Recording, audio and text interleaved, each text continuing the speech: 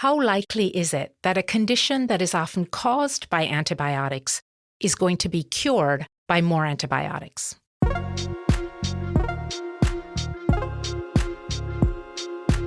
I'm Dr. Robynne Chutkan, gastroenterologist, microbiome expert, and author, and I am here to help you find gut bliss.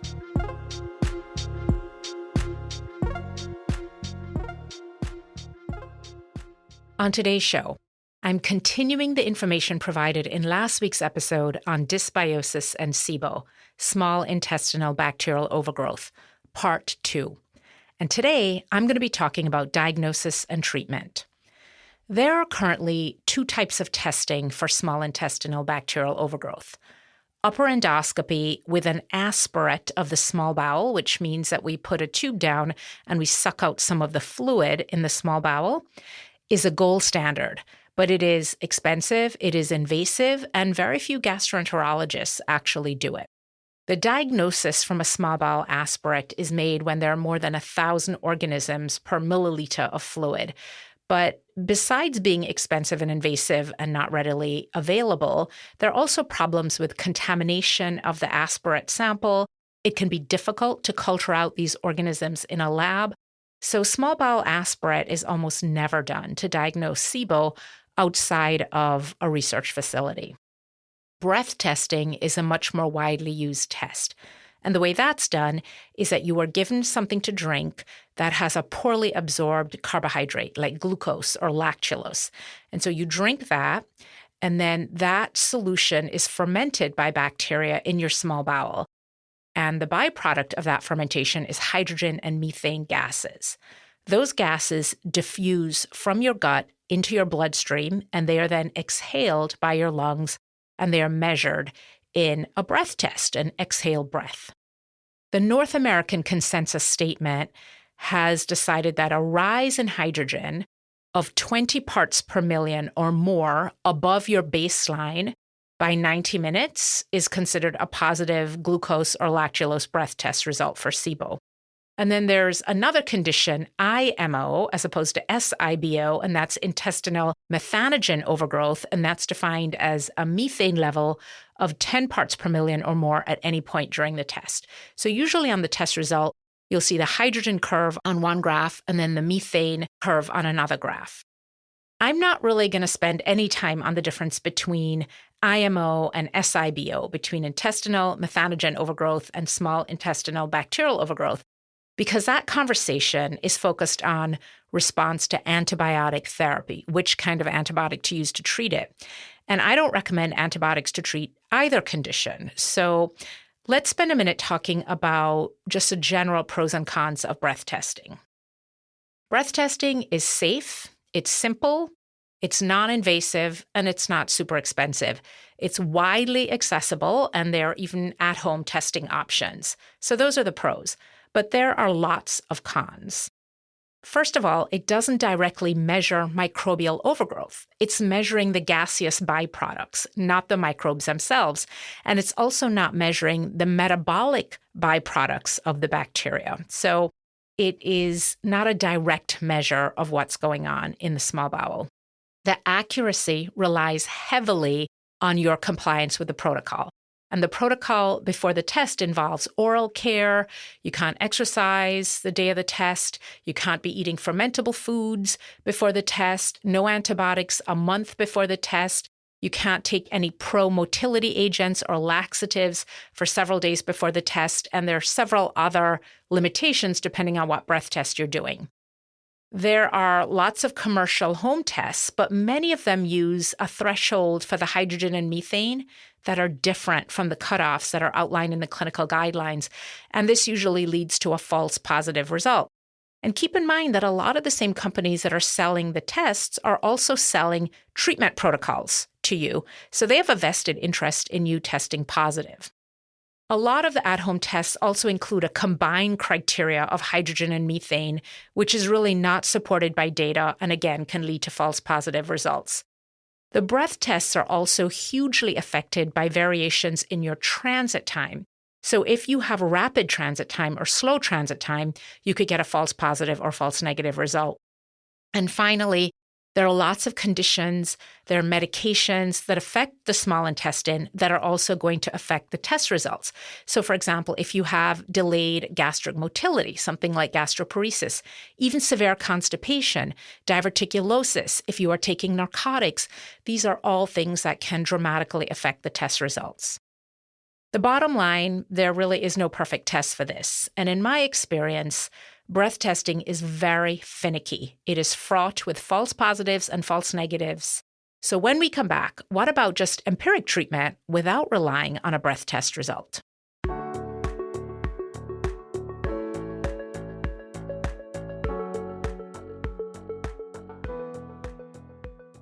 The Gut Bliss podcast is brought to you by Dysbiome, my first and quite frankly, my only choice for a probiotic. Whether you're dealing with irritable bowel syndrome or just looking to restore your gut health, Dysbiome can help. It's a medical food for the dietary management of IBS and gut inflammation. Backed by science and clinically vetted by thousands of my own patients. Find your Gut Bliss with Dysbiome. Go to dysbiome.com/gutbliss and use discount code GUTBLISS at checkout. We are back talking about testing for SIBO and the idea about just treating empirically based on a clinical diagnosis without a breath test.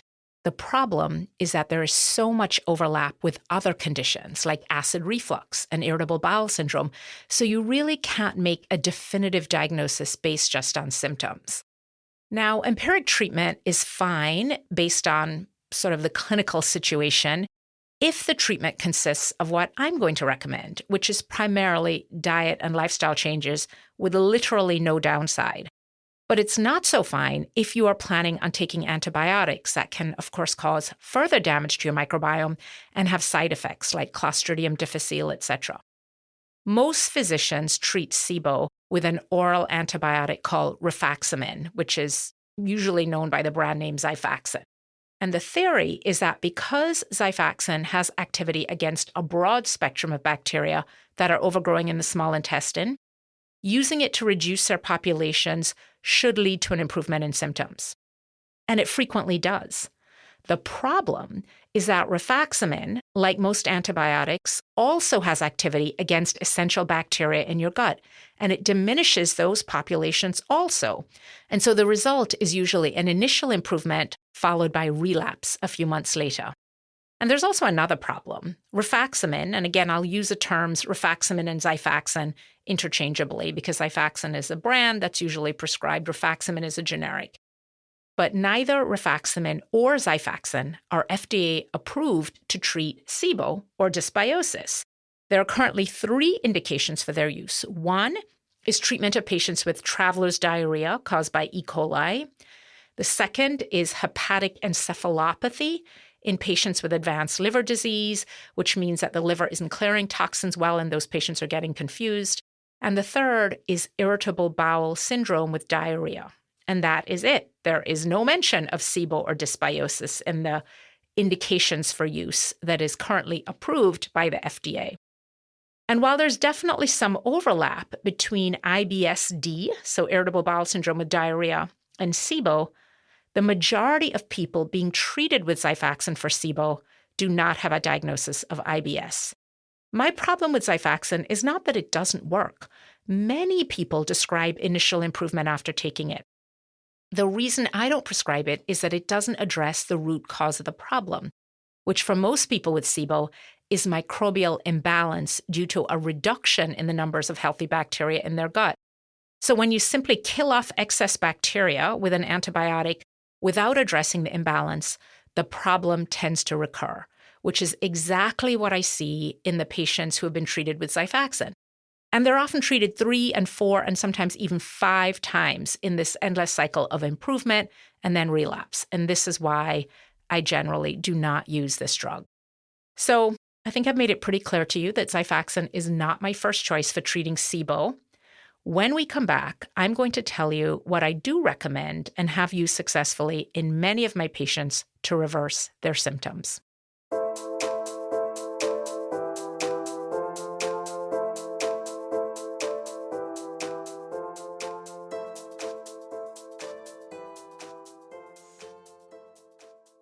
My approach to SIBO and dysbiosis is based on my decades of experience taking care of hundreds of patients suffering from dysbiosis, and some of them just with mild symptoms, gas, bloating, and others with serious autoimmune diseases and much more serious symptoms.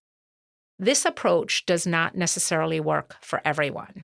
But what I love about it is that literally the worst thing that can happen is it improves your health.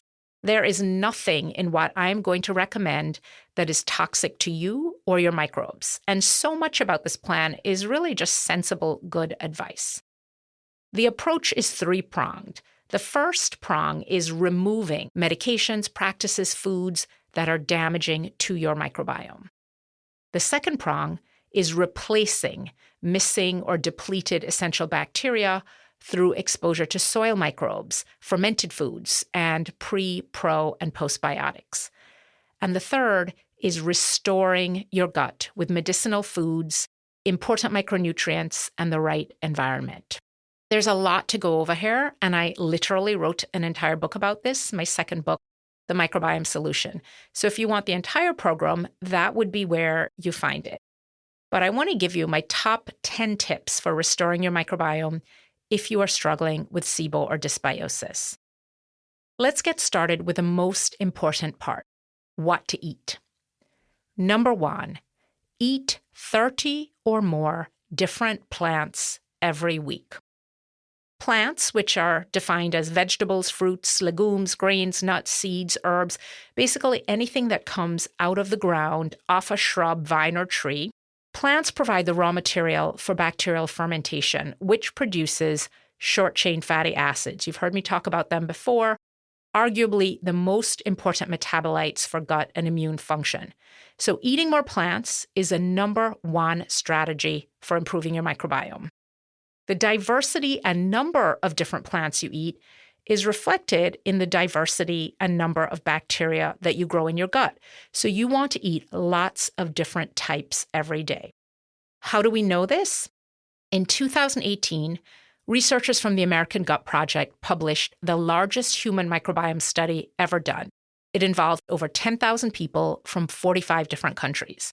And that study showed that the number of different plant types in your diet is the number one factor that determines the health and diversity of your gut microbiome.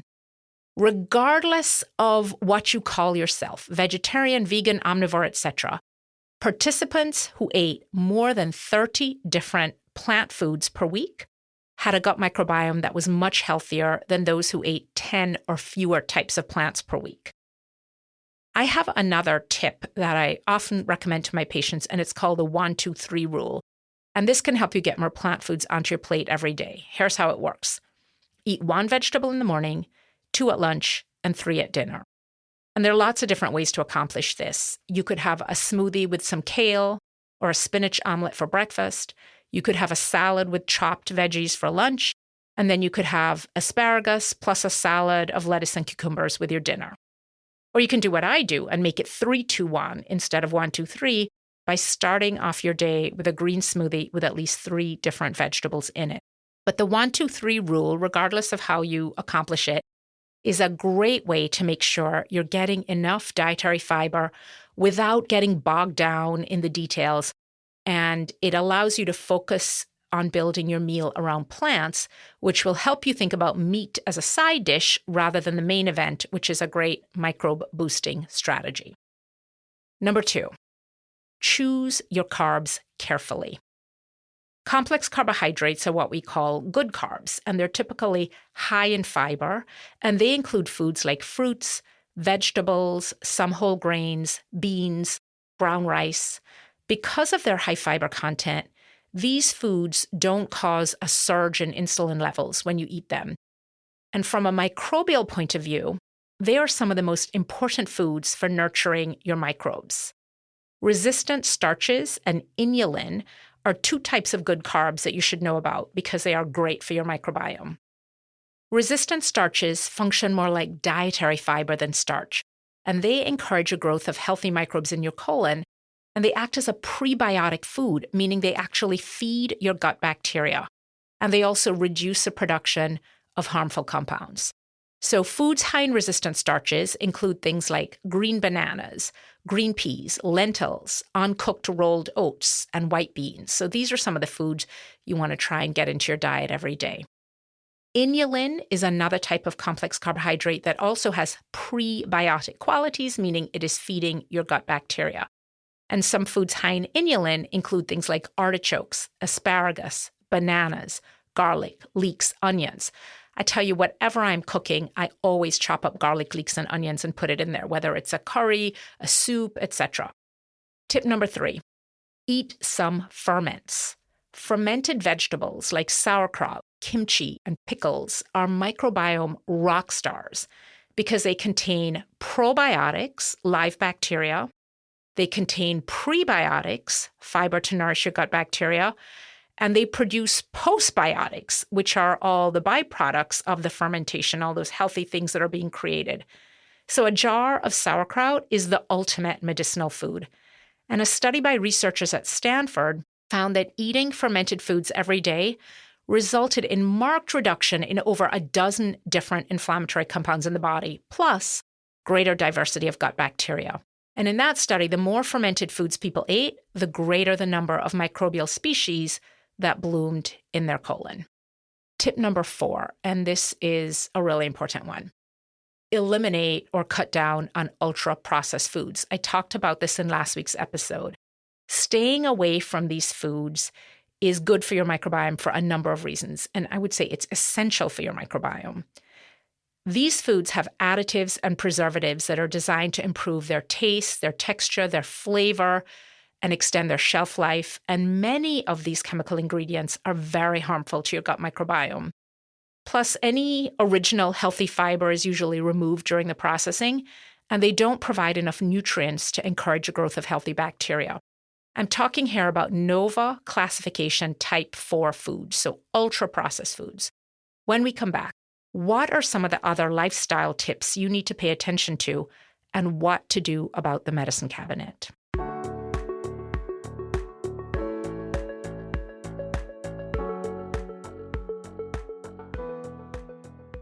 Okay, we're back talking about a diet and lifestyle approach to a disrupted microbiome.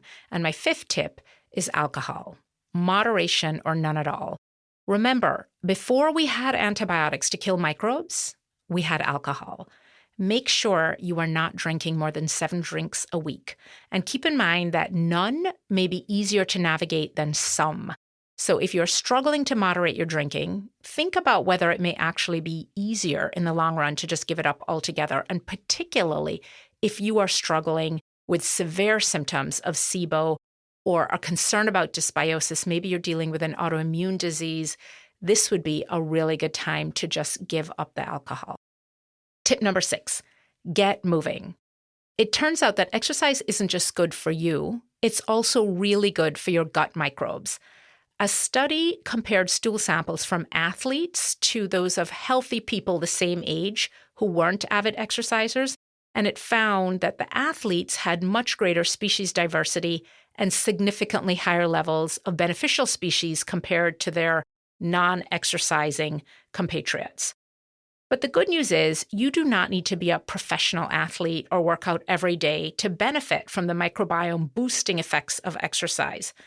Just elevating your heart rate to 20% above baseline with a brisk walk for 30 minutes, 3 to 5 times a week, can help stimulate peristalsis. So that's those wave-like movements through your GI tract that keep the products of digestion moving and help prevent stasis that is associated with SIBO.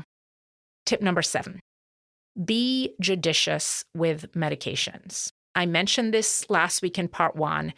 Antibiotics, acid blockers like proton pump inhibitors, pain medication, it's a long list. But some of these drugs are really a major risk factor for SIBO and dysbiosis. And while there are legitimate and appropriate indications for these drugs, we also know they can be very widely overprescribed. So make sure to ask your healthcare provider whether the acid blocker, the antibiotic, the narcotic pain medication, the steroid, the hormone replacement therapy, the birth control pill, etc., whether the drug is absolutely necessary. And could there be an alternative that is going to not be as hard on your microbiome? It is hard to create meaningful recovery in your microbiome if you are simultaneously using medications that are damaging your microbes. For a complete list of problematic medications, check out my 4th book, The Antiviral Gut. Tip number 8, de-stress yourself.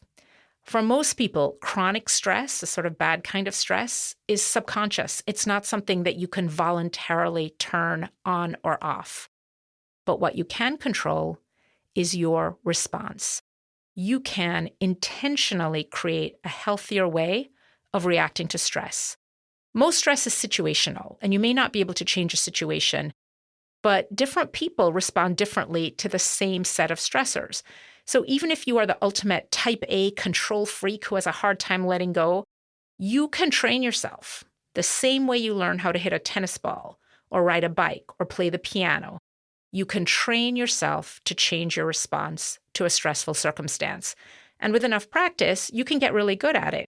And remember that statistic I mentioned from last week's episode. Studies show that stress can increase levels of harmful bacteria 1,000-fold in 24 hours. Tip number 9, get dirty. Soil has been essential in the evolution of the human microbiome, and it provides us with beneficial microorganisms, so it sort of replenishes our own microbiome. It also provides nutrients and genes and growth-sustaining molecules. Unfortunately, our contact with soil has been pretty significantly reduced. And when you combine that with our modern lifestyle and our suboptimal diet and all our stress, we end up with reduced biodiversity in our own internal soil, in our gut, and in our immune system. Close contact with soil microbes can help to replenish your microbiome, especially when you are also decreasing your consumption of animal products and eating a higher diversity of unprocessed, organically grown plants. So in addition to spending more time outside in nature, here are some additional do's and don'ts that can help you introduce a little more dirt into your life. Do visit and purchase your food directly from farms or farmers markets when possible. Do consider getting a dog, a cat, a rabbit, or some other pet that will bring a little dirt into your house. Children with pets have fewer infections and require fewer antibiotics. That is scientifically proven. Keep in mind, a dog is a lot of work, though. Do let your children get dirty and play on the ground, and this one is good for grown-ups too. Do consider bathing less often. I'm a huge fan of this one. Do get your hands dirty by starting a garden. Exposing your immune system to the trillions of microbes in soil is a great way to literally grow a good gut garden. Do open your windows. Letting nature and aerosolized dirt particles in will improve the health and diversity of the microbes in your home, and that, again, has been scientifically studied. And do consider filling your house with plants for additional soil exposure. The final tip I want to discuss today is the one that people always ask about. What about probiotics? The role of probiotics in treating small intestinal bacterial overgrowth and dysbiosis is unclear. It's murky. And there is no clear evidence that probiotics can eradicate SIBO, particularly on their own. There are some studies that suggest that probiotics help by reducing hydrogen production and improving motility, but other studies have shown that probiotics can worsen symptoms of bloating and gas, and some people even report worsened brain fog. The effect of the probiotic is probably going to depend on the specific strain used. For example, Saccharomyces boulardii, which is actually a yeast, not a bacteria, has been found to be helpful in some studies by inhibiting the growth of pathogenic bacteria. I use an 8-strain probiotic, Dysbiome, for my patients with dysbiosis and autoimmune disease. And what I generally tell people here is try it for 60 days, and if you feel like it's helping, you might want to consider continuing it.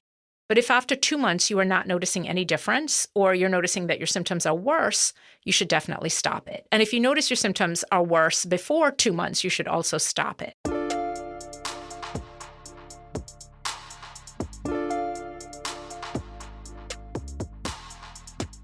So I want to leave you with 3 takeaways about diagnosing and treating an imbalanced microbiome. The first point I want to leave you with is that SIBO is one form of a larger condition called dysbiosis, which refers to general imbalance in your microbiome. And in addition to causing SIBO, dysbiosis is at the root of multiple medical conditions, not just gut disorders, but autoimmune diseases, skin conditions, mental health disorders, diabetes, obesity, and even cancer. And so this speaks to the central role that our microbiome plays in our overall health. Number 2, testing for SIBO is very imprecise. The tests are fraught with false positives and false negatives. They are not super reliable. So I want you to keep that in mind if you are planning on doing a breath test. And number 3, this is generally not a one and done type of situation. Whether you are concerned about multiple manifestations of dysbiosis or whether you are dealing specifically with SIBO, it is unlikely that you are going to be able to just take a remedy like an antibiotic and be cured. You have to pay attention to what is causing the microbial imbalance in the first place. So that's it for this episode of my 2-part series on dysbiosis and SIBO. If you want more details on causes, symptoms, diagnosis, treatment, check out my second book, The Microbiome Solution, which you can find wherever books are sold.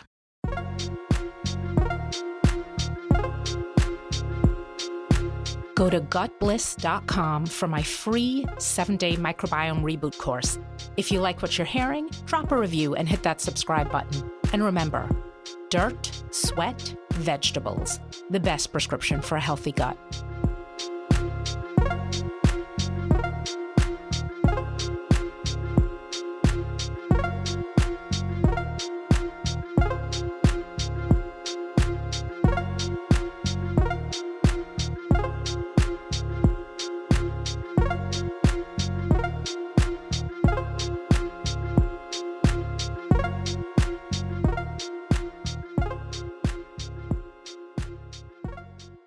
The information presented in this show is not meant to be medical advice. Consult your doctor before making any decisions about your health.